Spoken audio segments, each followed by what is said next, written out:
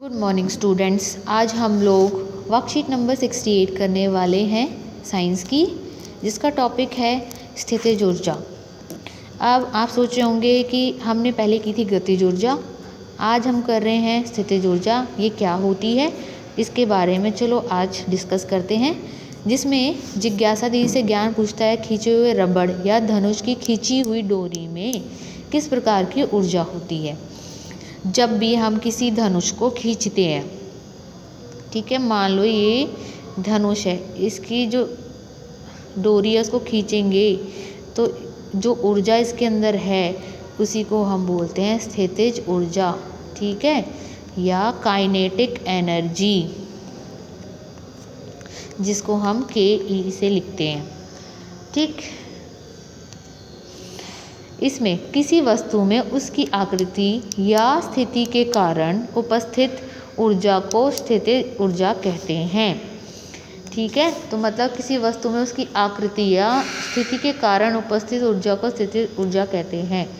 ठीक, जब भी ऊर्जा बदल जाती है, ऊर्जा कह रही हूँ, किसी की आकृति बदलते हैं हम, जैसे कि इलास्टिक को खींचते तो आकृति बदल गई, तो उसमें जो भी ऊर्जा होगी उसको हम बोलते हैं स्थितिज ऊर्जा, मतलब काइनेटिक एनर्जी।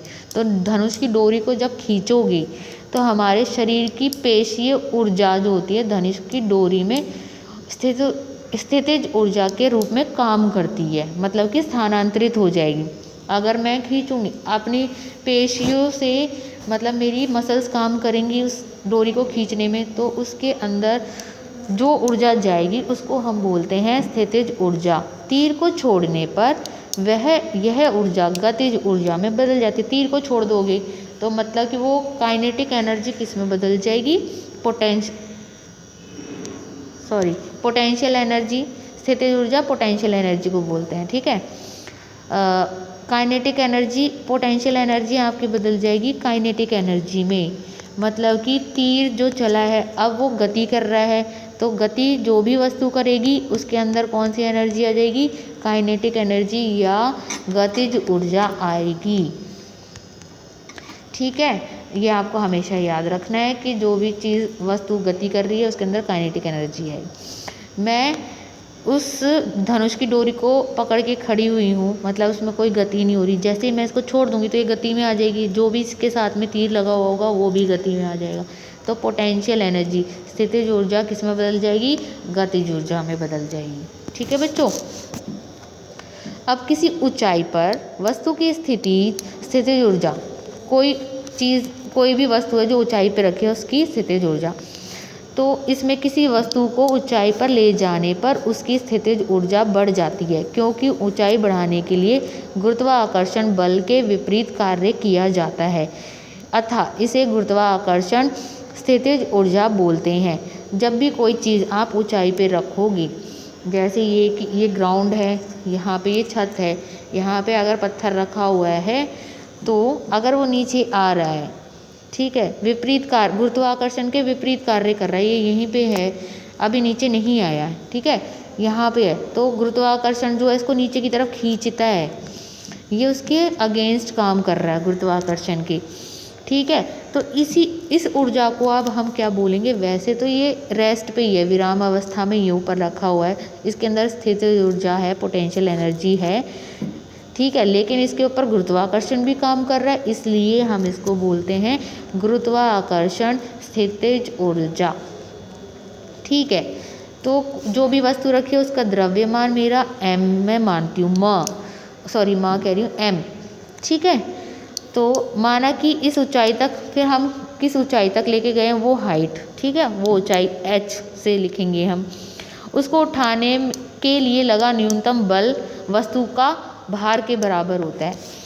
तो जो भी आपने पत्थर उठा के छत पे रखा है ना, ठीक है, तो जो बल लगाया है यहाँ से उठाने में ऊपर तक, यहाँ पर बल, ठीक है, ये हुआ, ये इसका फॉर्मूला हो जाएगा।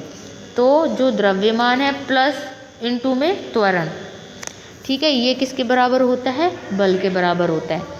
तो आपको क्वेश्चन में दे रखा है इसका m, मतलब द्रव्यमान कुछ भी हो सकता है, 5 किलो, 10 किलो, 12 किलो, ठीक है, कुछ भी, तो उसको हम m से लिख रहे हैं। ठीक। अतः वस्तु पर किया गया कार्य उसकी स्थितिज ऊर्जा के बराबर होगा। जो भी मैंने फोर्स लगाई है, बल लगाया है, वो उसकी जो भी कार्य है, ठीक है। एक तो पहला तो कि जितना भी मैंने इसके ऊपर बल लगाया, न्यूनतम बल, वो किसके बराबर होगा, mg के बराबर होगा। फिर जो मैंने कार्य किया है वो स्थितिज ऊर्जा के बराबर होगा। ये पहले भी किया था। जो भी कार्य करोगे वो ऊर्जा के बराबर होगा। ऊर्जा कोई भी हो सकती है, गतिज ऊर्जा भी हो सकती है, स्थितिज ऊर्जा भी हो सकती है, ठीक है। तो जो कार्य है, इसमें कार्य क्या आ जाएगा, ये था आपका फॉर्मूला, ठीक है, कार्य का, ठीक है। अब बल मैंने क्या बताया था अभी कि जो बल होता है वो इसके बराबर होता है, mg के बराबर।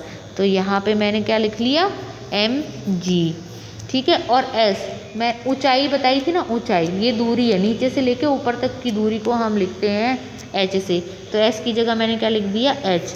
तो फॉर्मूला क्या हो गया, किया गया कार्य का, ये mgh। और यही पोटेंशियल एनर्जी, यही पोटेंशियल एनर्जी मतलब कि स्थितिज ऊर्जा किसके बराबर हो गई, mgh के बराबर, ठीक है। और पोटेंशियल एनर्जी स्थितिज ऊर्जा ही किए गए कार्य के बराबर होती है, और दोनों का ही फॉर्मूला सेम होगा, mgh, ठीक है। अब आपको कल एक क्वेश्चन दिया था, वो आप इसी फॉर्मूले से करेंगे, ठीक है, उसको मैं आगे करवाऊंगी। इसलिए वस्तु की जो गुरुत्वाकर्षण स्थितिज ऊर्जा है वो क्या हो गई, E से हम क्या लिखते हैं, एनर्जी, P से क्या लिखेंगे, पोटेंशियल एनर्जी। फॉर्मूला क्या हो गया, mgh। तो ये गुरुत्वाकर्षण स्थितिज ऊर्जा है। क्यों है, क्योंकि ग्रेविटी के कारण, त्वरण के कारण, जो पृथ्वी का त्वरण वो लग रहा है, क्या कहते हैं, ग्रेविटी लग रही है, ठीक है, उसकी वजह से, ठीक है। तो जहाँ पे जी की बात हो रही है, इसका मतलब कि गुरुत्वाकर्षण भी इसमें इंक्लूड कर रहे हैं, ठीक है। इस मतलब गुरुत्वाकर्षण की बात इसके अंदर आ जाएगी अपने आप। तो स्थितिज ऊर्जा का मात्रक क्या होगा, जूल। आपको बताया था कि किया गया कार्य का भी मात्रक क्या होता है, जूल होता है। और कोई भी एनर्जी या ऊर्जा, उसका भी मात्रक क्या होगा, जूल होगा। तो पोटेंशियल एनर्जी, काइनेटिक एनर्जी, इन सब का ऐसा ही मात्रक क्या होगा, जूल।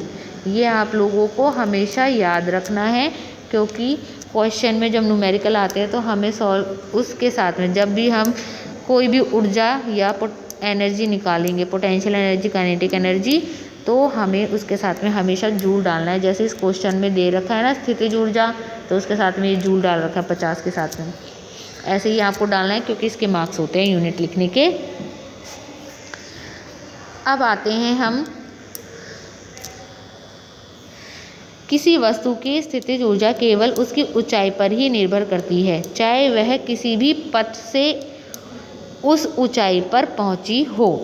मतलब कि कोई भी वस्तु है, उसकी स्थितिज ऊर्जा उसकी ऊंचाई पे निर्भर करती है। अगर वो टॉप पर है, यहाँ पे है सबसे ऊपर, ये ग्राउंड है, ठीक है। अगर वो अब यहाँ पे है, यहाँ से पत्थर नीचे गिर गया, अब वो पत्थर यहाँ है, तो यहाँ मतलब यहाँ जब वो ग्राउंड के पास में आएगा और बिल्कुल ग्राउंड पे आएगा, यहाँ पे क्या होगी, पोटेंशियल एनर्जी क्या होगी, ज़ीरो होगी, ठीक है। और यहाँ क्या होगी, पोटेंशियल एनर्जी सबसे ज़्यादा होगी, मैक्सिमम होगी, ठीक है।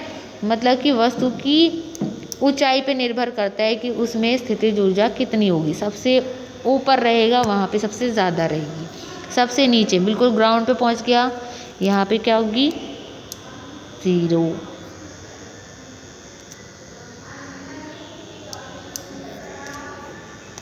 ठीक है बच्चों, जब भी कोई चीज़ ऊपर से नीचे गिरती है, मानो अभी तो ये रेस्ट में थी, ऊपर से नीचे गिरी है, तो ये किस में बदल जाएगा, गतिज ऊर्जा में, क्योंकि इसके अंदर गति आ गई। अब नीचे तक पहुँचेगा, तब यहाँ पे क्या होगी, पोटेंशियल एनर्जी क्या हो जाएगी, और काइनेटिक, यहाँ पे आ जाएगी आपकी काइनेटिक एनर्जी जो भी होगी वो ज़ीरो हो जाएगी, ठीक है।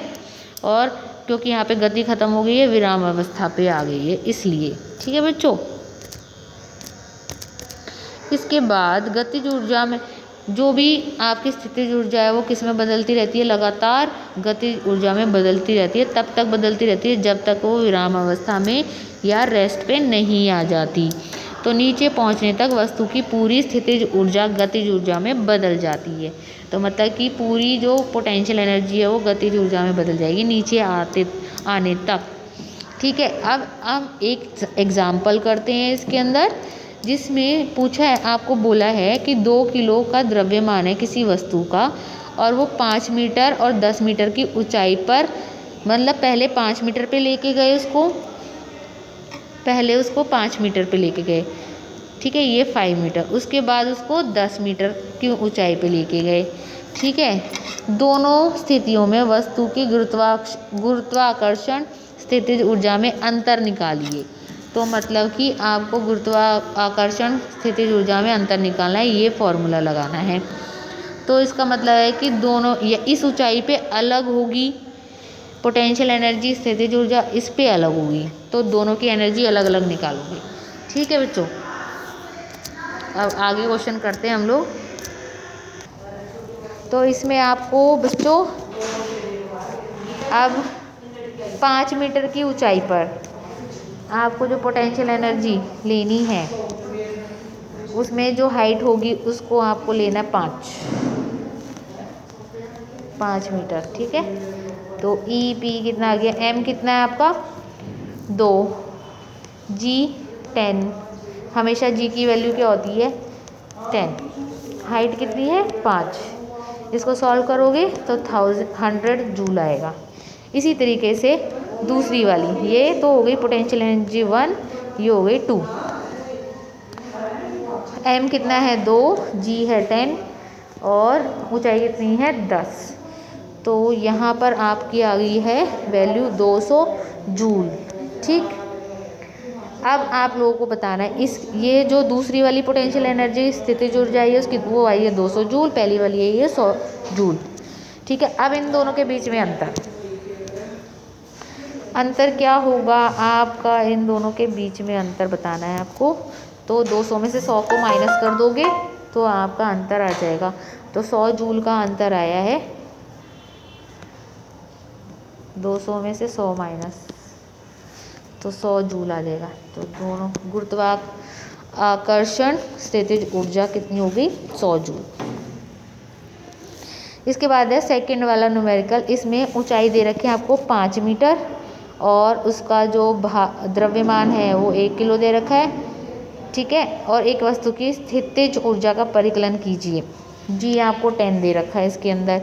अब आपको इसके अंदर स्थितिज ऊर्जा निकालनी है, पोटेंशियल एनर्जी निकालनी है। तो इसमें तो सीधा ही फॉर्मूला आपका लग रहा है mgh, ये फॉर्मूला है। m मतलब कि ये है 1 किलो, m की वैल्यू ये रही। ठीक है, और g आपको 10 दे रखा है, ये हमेशा वैल्यू याद रखना है कि 10 होती है। फिर हाइट आपको दे रखी है 5 मीटर। ठीक है, तो कितना आ गया 50 जूल। तो इस तरह से क्वेश्चन सॉल्व करना है आपको। इसके बाद अब आते हैं क्वेश्चन आंसर पर। इसमें से किसी में स्थितिज ऊर्जा है, किस में है ये आपको देखना है। धनुष की तनी हुई डोरी, धनुष से छोड़ा गया एक तीर, आपसे क्या पूछा है स्थितिज ऊर्जा, मतलब कि पोटेंशियल एनर्जी पूछी है। तो तनी हुई डोरी में होती है, ना कि छोड़े गए तीर में होती है। छोड़े गए तीर में काइनेटिक एनर्जी आ जाएगी। ठीक है, गतिज ऊर्जा आ जाएगी। इसके बाद सेकंड क्वेश्चन है आपका, h ऊंचाई पर रखी हुई एक वस्तु की स्थितिज ऊर्जा की सूत्र गणना करिए। तो आपको ये करना है पूरा, यहाँ पे ये जो स्टार्टिंग में यहाँ से स्टार्ट हुआ ना, ये पूरा यहाँ तक, ये इस सेकंड का आंसर है। इसके बाद थर्ड क्वेश्चन, 5 किलो द्रव्यमान के एक पत्थर को 10 मीटर ऊंचाई पर रखा गया और इसकी स्थितिज ऊर्जा क्या होगी, ये न्यूमेरिकल है। तो आपके पास है m है, मतलब 5 किलो और ऊंचाई भी है। तो सीधा फॉर्मूले में डाल दोगे, इसको फॉर्मूला लिखोगे mgh 5 kg और g 10, हाइट कितनी है 10 मीटर। तो आंसर इसका आ गया 500 जूल। ठीक है। फिर इसके बाद आपको फोर्थ क्वेश्चन में पूछा है किसी वस्तु में स्थितिज ऊर्जा के 3 उदाहरण दीजिए। स्टार्टिंग में ही देख लो, एक तो तना हुआ धनुष की डोरी, दूसरा किसी पत्थर को आप छत ऊंचाई पे रख देते हैं वो, तीसरा है इलास्टिक को खींचते हो तो उसके अंदर स्थितिज ऊर्जा होती है, खींच के उसी पोजीशन में रख देते हो तो। ठीक है, ये 3 उदाहरण हो गए। ये क्वेश्चन आंसर आप लोगों को करने हैं। ठीक है बच्चों, ये कंप्लीट करके नेक्स्ट क्लास में जो भी समझ में नहीं आता वो आप लोग डिस्कस करना।